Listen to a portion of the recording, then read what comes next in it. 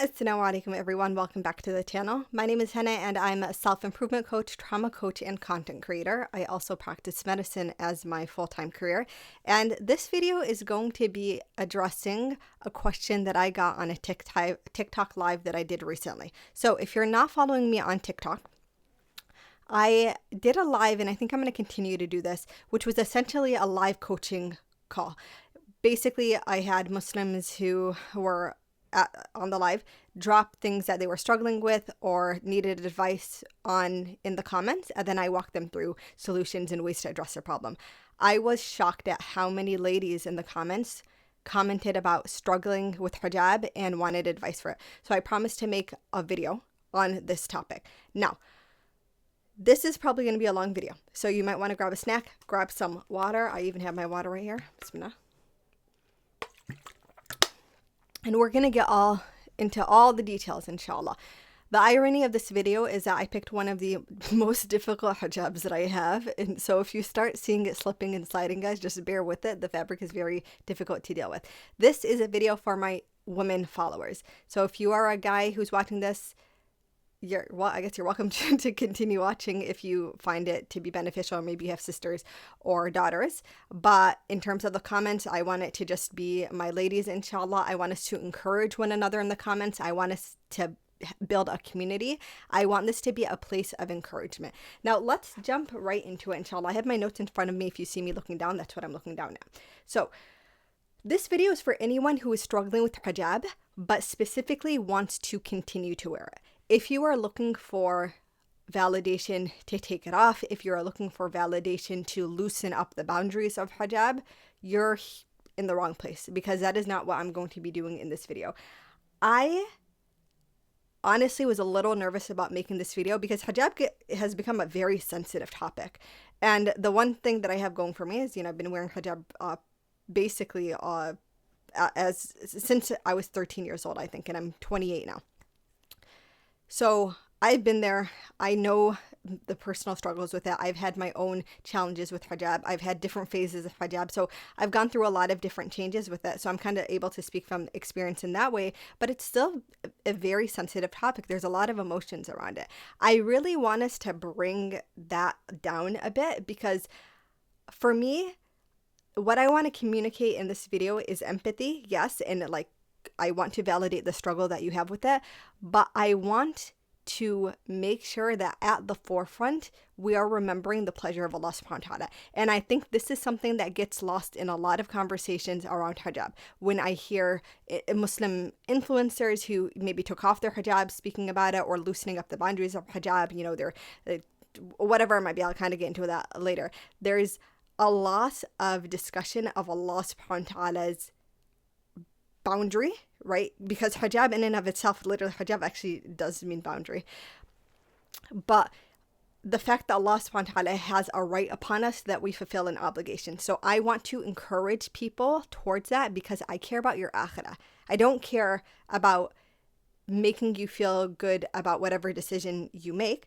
I care about your akhirah and advising you towards a thing that I know is going to be, I know and you know, is going to be the best for you when everything is said and done and we're standing there on the day of judgment, right? And I want to see my Muslim sisters thriving. I want to see them doing the best that they possibly can do. And so I hope that that is communicated. Now, I know this was a long intro, guys. Please bear with me, but I really hope that this video is going to be super beneficial for you guys, inshallah. So let's start with mindset. I'm a self-improvement coach. Mindset is so huge. When we are talking about hijab, even if you're struggling with hijab, the first mindset shift we need to make is that our hijab is the primary goal of the hijab is the pleasure of Allah subhanahu wa ta'ala. When we can put that as the center of everything else, there's this huge weight that gets lifted, right? Because even when we are struggling with it, we're finding ourselves maybe even going to the extent of thinking about removing it. At the very least, we know the baseline is me continuing to do what I need to do is getting me so much reward and the pleasure of Allah subhanahu wa ta'ala. Not only that, but mindset shift number 2 needs to be that we are guarding our akhirah. Let's talk a bit about the difference between fard, like something that is required, right? So obligation, and non-obligation in Islam. There are very few things that Allah subhanahu wa ta'ala actually made a fard. an obligation upon us. Fasting is one. That is an obligation. Praying 5 times a day is an obligation, a fard. And then there are certain things that Allah gender separated. It is an obligation upon a married man that he financially provide for his wife and his children, right? For women, hijab is an obligation.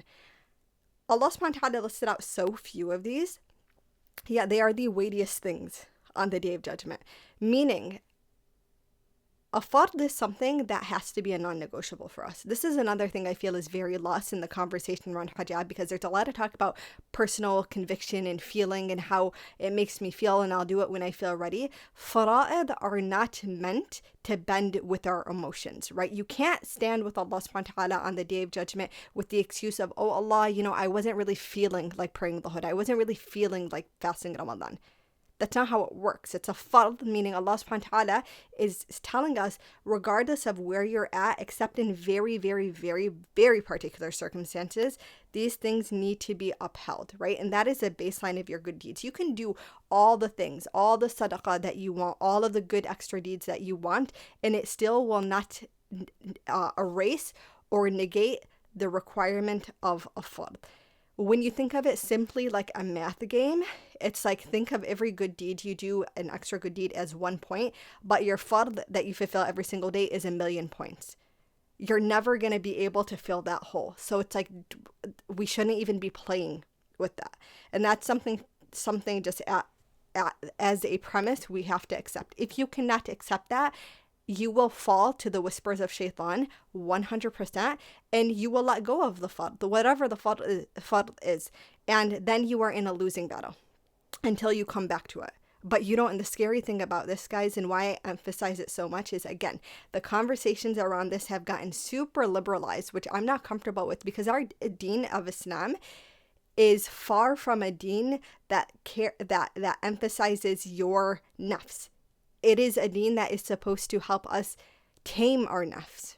So when language around something religious and obligatory becomes very nafs oriented, that's the whispers of shaitan we have to be careful about.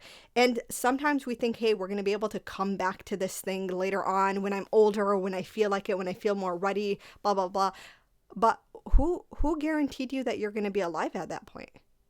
Right? When that knock on the door comes and Malak al-Maut visits us, and none of us know when it's going to be, who guarantees you that you would have done the thing that you were supposed to do before then? Nobody does. Which is why when it comes to fara'id, that's actually one of the reasons why we're not supposed to leave them, because there's no guarantee that you will have the opportunity to return to it before you die and are held accountable for leaving it. So that's point number 1 that I want to talk about.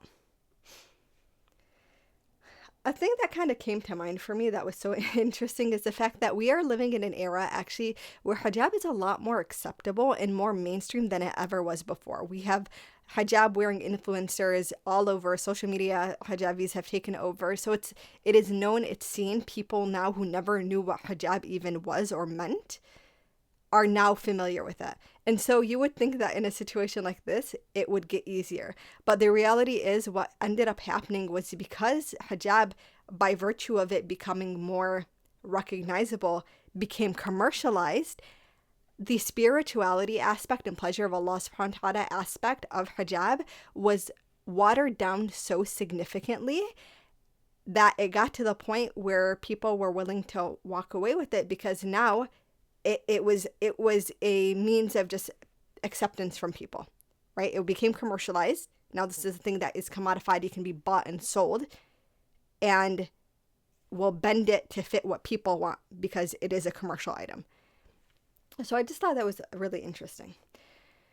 Okay, let's get into the very practical parts of how do we go about committing to hijab when we're struggling with it. I don't want to invalidate the fact that there are women struggling with that. I struggled with it, and I never really publicized the fact that I struggled with it, but there were times where I was just like, man, I don't feel pretty. Let's be honest. This is what a lot of girls say. I don't feel pretty. I don't really want to wear it. I never at any point in the journey ever considered removing it, nor do I ever think I ever will remove it, because there's just such a strong conviction about what I was talking about in the beginning when it comes to fulfilling the fadl of Allah, that my personal how I feel about it isn't enough of a reason for me to forfeit my akhirah, point blank period. But I had those struggles. So if you are someone who's having the struggles, I just want to commend you for being vulnerable enough to share the struggles and still look for Allah subhanahu wa ta'ala's pleasure in it.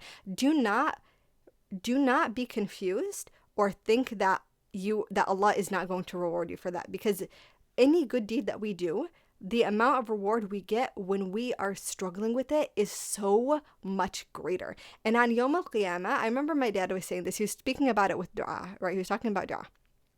He was saying that there is going to be a time on the Day of Judgment where we'll see that there were du'as we made in this world that never got answered. And he said, on the Day of Judgment, Allah subhanahu wa ta'ala is going to present to us in good deeds and reward the amount in regards to the du'as that wasn't answered. Does that make sense? So all the du'as that were not answered, they get postponed to be reward on the Day of Judgment. And we're going to think on Yawm al-Qiyamah, oh my God, I wish I never had a single du'a in this world that was answered. So I can just bathe in all this reward. Likewise, on Yawm al-Qiyamah, when you see the reward of your struggle and you're fulfilling Allah subhanahu wa ta'ala's duty, you're going to wish every single day was that struggle. You're going to wish, I wish from the moment I put hijab on to the last day of my life that I struggled, because that is how immense the reward is. And that is the point. Remember, if you ever watched my video on God-conscious self-improvement, why self-improvement Islamic self-improvement is so powerful, is because it carries us over for the long run all the way into the akhirah. Our life is a little blip on a timeline, and then we have this long line of eternity. We care about the eternity, right? So if you are struggling with hijab, step one is to make the intention to continue to do this, or to start to do this if you're not wearing it yet, for the sake of Allah. The power of intention, you guys, is real. There is a reason why intention is something that has been emphasized even outside of religious circles. You hear it so much, right, in the new age spirituality type circles, because intention works. When we make an intention to do something for the sake of gaining Allah subhanahu wa ta'ala's pleasure, Allah will pull us towards that even when we have no idea how to get there. There's a verse in the Quran where it basically says, I think it's man yattaqillah yaj'al lahu makhraja. Whoever has taqwa of Allah subhanahu wa ta'ala, whoever has God consciousness, whoever fears Allah, whoever seeking to do the things that are pleasing to Allah, He will grant them multiple paths out of whatever situation they're in, or towards whatever goal they have. He will give us, He's the one who opens doors. Allah is Al-Qadir. Al-Qadir means the all-capable. He's the one that opens the doors. He's Al-Fattah, the opener. So make the intention, even if you don't know how you're going to feel about it in a year or two, because I promise you, just making that intention and showing Allah subhanahu wa ta'ala how committed you are to this is going to be enough to help you maintain your progress. I have one example, and this is why I harp on intention so much, because I remember there was a point in time where I was really struggling with finding a friend group that I felt reflected my personal convictions and wanting to connect with Allah subhanahu wa ta'ala. I really felt like the odd one out in my friend group. And I used to just ask Allah subhanahu wa ta'ala for friends who brought me closer to Him. And it felt so hard because I was like, there's no way I can find these people. Where are they? And I just made the intention. I was like whenever it comes, it comes. SubhanAllah. The answer to that dua blew my mind, because the people that Allah introduced me in my life have been so transformative for me and have made me, at points in my life, the best Muslim I could have ever been. And I'm so grateful for that. And it was truly through the power of intention that happened. Number 2, let's get into the practical nitty-gritty. You remember I mentioned that there's a lot of emotionality and sensitivity when it comes to the topic of hijab. But let's step back from that a little bit. We have to understand that in Islam, there's a right way to do things and there's a wrong way to do things, right? There's a right way to pray, salah. Sure, there's a little bit of flexibility in there, a little bit of gray area. Do you put your hands on your chest? Do you put them a little lower on your belly? Can you have your hands to the side? There's a little bit of flexibility, but by and large, there are just certain things that are non-negotiable. You have to read Surah Fatiha during each rak'ah, non-negotiable. You have to read in Arabic, non-negotiable, right? You have to go into sujood during every rak'ah twice, non-negotiable. Likewise, hijab has a right and a wrong way of doing it. When we can sometimes, what I find is when we step out of the emotions and kind of get out of our head and we just see things as a checklist, it is a lot easier to push ourselves to fulfill the obligation when we're not feeling it. And eventually the feeling follows. There's a whole concept called mood dependent work. I've made an Instagram, TikTok post about this. Mood dependent work is I'm going to do XYZ when I feel like it. We don't want to be people who fall into mood dependent work constantly. There's going to be times when you do, but when it's recurrent, it actually is a huge factor or contributor to depression and anxiety.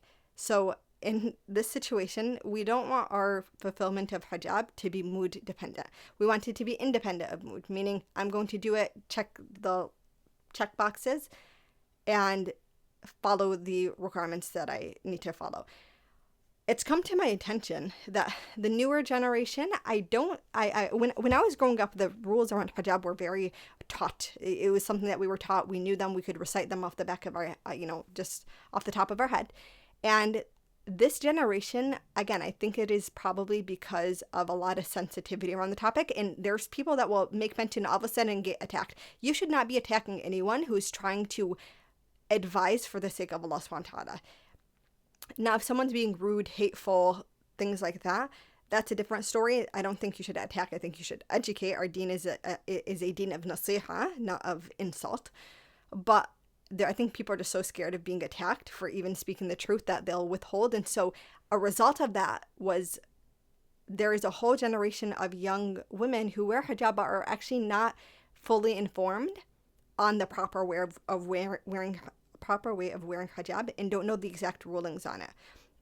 So I'll do a very quick overview of it, just so you can have that checklist in your head, right? So first and foremost, everything should be covered except for the face, hands, and debatable the feet, right?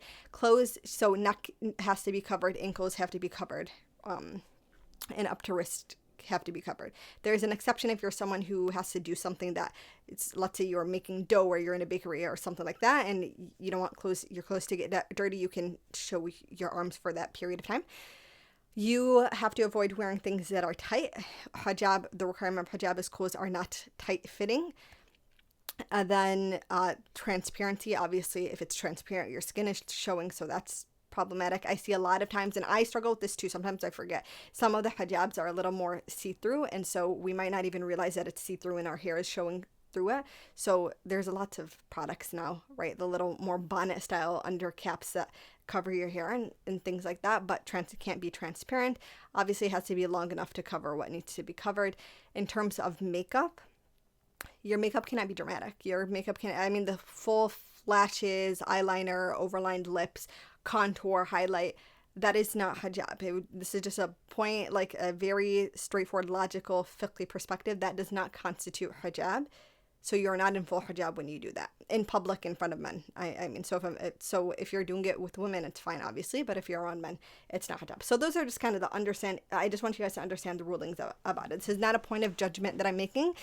There's just a right way and a wrong way to do things, and we have to be educated as Muslims on the right way and wrong way to do things. I slip up too. There are many times, especially because I practice medicine, I'm so used to rolling up my sleeves that you'll see, sometimes you might even see it on a post or something where my sleeve will come up and I won't realize it until later and pull it down. So I'm not perfect either, but that doesn't excuse me from not knowing what the rulings are. So point number 3 is I want you to really get out of your head. And I talked about this a little bit, but I don't want you guys to fall for the influencers who are convincing you that abandoning, loosening up the boundaries is something okay and that Allah subhanahu wa ta'ala is merciful and he's understanding and da da da da da. First of all, let's be straightforward. There were a lot of hijabi influencers who made millions off of hijab. Some going as far as creating hijab brands that Muslim women bought in droves. And then when they got rich and famous enough, they took their hijab off. And then some were very much felt bad about it. And others gaslit their audience, right? That same Muslim woman who looked up to these hijabi influencers for guidance and support and advice, they gaslit those women. And I don't respect that. For you to commodify the hijab, and then when it no longer served you because you made as much money as you could, you let it go. And then you blame your audience and tell them it's none of their business and you guys are too sensitive, blah, blah, blah. It's like that's something that is absolutely unacceptable in my book. And it is also a lesson to us that we shouldn't be looking at influencers. Even me, I'm not huge or anything, but don't look to other people as your prophets. The Prophet ﷺ is the only, is not the only, obviously there are more prophets, but he's the one that we look to as an example. And if we need female examples, we have examples, his wives, right? Asiya, may Allah be pleased with her. Maryam, may Allah be pleased with her. The women that Allah subhanahu wa ta'ala tells us to look up to. Khadija, radiallahu anha, who is just the most incredible example of a woman. That's who we should look to. But don't let these influencers fool you. Because at the end of the day, when they're telling you follow your heart, and if you don't want to, if it doesn't serve you anymore, because they're trying to justify in their head the fact that they took it off, they're telling you all of these things to make you feel good, and they're playing on Allah subhanahu wa ta'ala's mercy and his, these beautiful qualities of Allah, Allah's forgiveness and mercy. And yes, Allah is merciful and Allah is forgiving, and Allah is a Tawwab, al-Ghafur, ar-Rahman, ar-Rahim. Yes, 100%. But Allah is not a fool. Allah is not stupid. And it is very clear in Islam that when we go into a sin fully well knowing what we're doing, and we try to manipulate Allah's qualities, that's actually how you get away from Allah's mercy, right? Because you're trying to fool God. You can't go into a sin. I can't go and pick up, I'm going to go to the bar tonight and I'm going to do this and that and drink and think that Allah is going to forgive me. You can't do that. Allah's not a fool. So those influencers that are saying that to try to validate their decision and make themselves feel less bad about it, they're not going to be there on Yawm al-Qiyamah standing for you. Your own parents won't be there. Your own siblings, your husband, right? Your children won't even be there. We're going to be there on our own. Why are we risking our akhirah like that? Because someone on Instagram or TikTok told us it was okay because they did it? I remember specifically, I'm harping on this because I remember seeing a really famous influencer when she took her hijab off and she said, you just have to follow your heart. Do you read the Quran? Do you know what your heart is supposed to do? Like when Allah talks about our hearts, right? The qalb in the Quran, the qalb is supposed to be the seat of purity, right? And we're supposed to purify our heart. If your heart is telling you to do something haram and to abandon a fard, it's not your heart that's talking, sis. That's your nafs.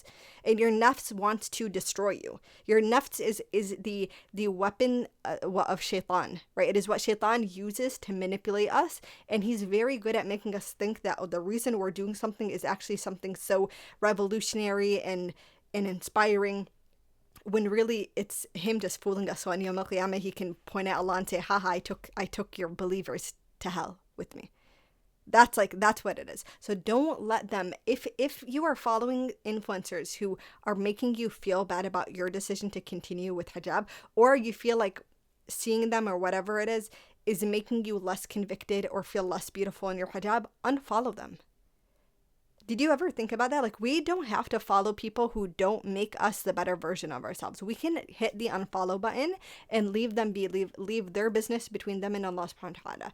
We have that power. What we consume really changes us. I have a whole video where it's like it was a long video. It was like 30 minutes long, about a guide to self-improvement. You just find it on my channel, where I talk about the importance of conscious consumption. What are we allowing ourselves to view, and how that affects our self-concept, our mindset, and our actions in the future. So do not let them manipulate you. I'm not going to harp on that anymore. Let's keep moving. So next is going back to the root, which I already talked about a bit. It's understanding the difference between what's fard and what's not, and why, and knowing the exact rulings about hijab. When you can just go back to the root and go back to the basics, we remove emotion from it, and again, it just becomes that checklist. Okay. Next is don't let your nafs win, which I already talked about.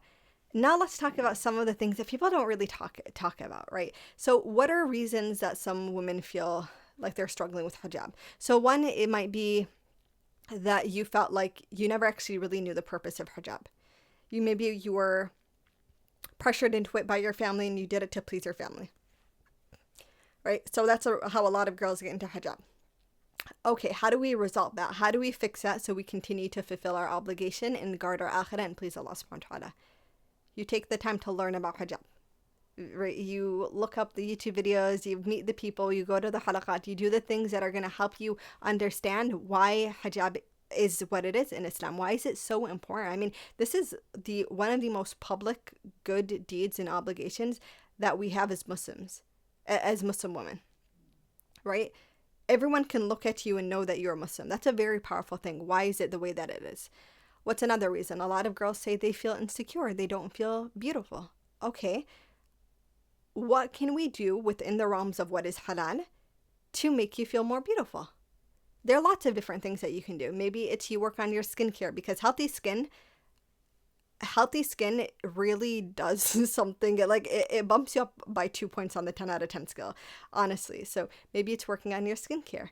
Maybe it's understanding color theory. If you guys are not familiar with color theory is basically assessing which colors help emphasize the beauty of your undertone and your skin tone and complexion the best. So if you understand color theory, you're able to pick the clothing, and in hijab's case, it's right next to your face, that is going to make you look the brightest and most beautiful, right? And I'll give you an example, you guys. There are certain like grayish, bluish tones. If I wear them, I look gross. I look dead. I look like a ghost. I look like someone just dug my corpse up. So I don't ever wear those colors, right? There's certain more muted, like wintry tone. I just can't, they don't work with me. I am an autumn. So I look good in burnt oranges, burgundies, tans, those camel tones. That's what I look good in. So that's what I typically wear. Olive green, things like that. So it makes me look brighter. So that's 2. Number 3 is choose clothing that are modest, obviously, but make you feel good. There are lots of options now for modest clothing. We're really lucky, alhamdulillah, that the market finally expanded, because if you guys remember a few years ago, trying to find modest clothing was so hard. You would have to layer, and it was just a mess. So find ones that make you feel good. There's so many pretty designs. If you're a girl who's more into athletic wear, like there are modest athletic clothes. If you're a girl who really likes dresses, and they're beautiful maxis that are modest and loose fitting but look so stunning. If you want to get into more abayas and jilbab and things like that, there are lots of really awesome options. Find what's going to make you beautiful. All of these things, look at them as, instead of looking at them as burdens and excuses, look at them as opportunities to work on. It is really fun actually transforming your wardrobe as a hijab wearing woman and finding these things that are a representation of your personality, but also are pleasing to Allah subhanahu wa ta'ala. You can have both. You don't have to lose both. Now, don't do it at the expense of what is halal, right? So that's it. Now, maybe there are certain things you find are difficult. I remember someone commented, she's like, I show my neck. And I jokingly said, then cover your neck, right? And the joke is like, sometimes it really is that simple. If we get out of our heads, it's like, I'm struggling, but like, why is that? Because I like the attention, because it makes me feel prettier. Okay, just cover it. Cover it and let yourself feel the discomfort for a little bit until it just becomes your norm. You stop worrying about it, right? Try different hijab styles. Figure out what works for your face. Not everything that works for one person's face is going to work for you. So figure out what looks best on you. So that's another thing that you can do.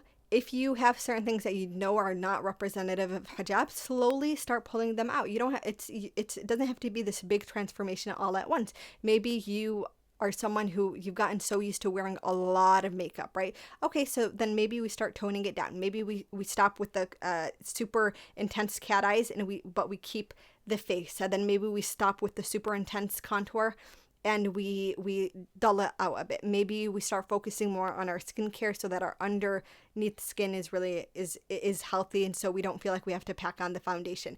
If your clothes are super tight, then you start exploring maybe more cover-ups. You're throwing on cardigans, or I forgot what they're, dusters, things of that sort, right? And sometimes it can be expensive to get new clothes if your clothes have not been modest for a long time, but you want to make the change. Then slowly curate things. And honestly, you guys, thrift shops, really great place. I got one of my favorite pairs of jeans from the thrift shop. I got some of my more modest athletic wear from the thrift shop.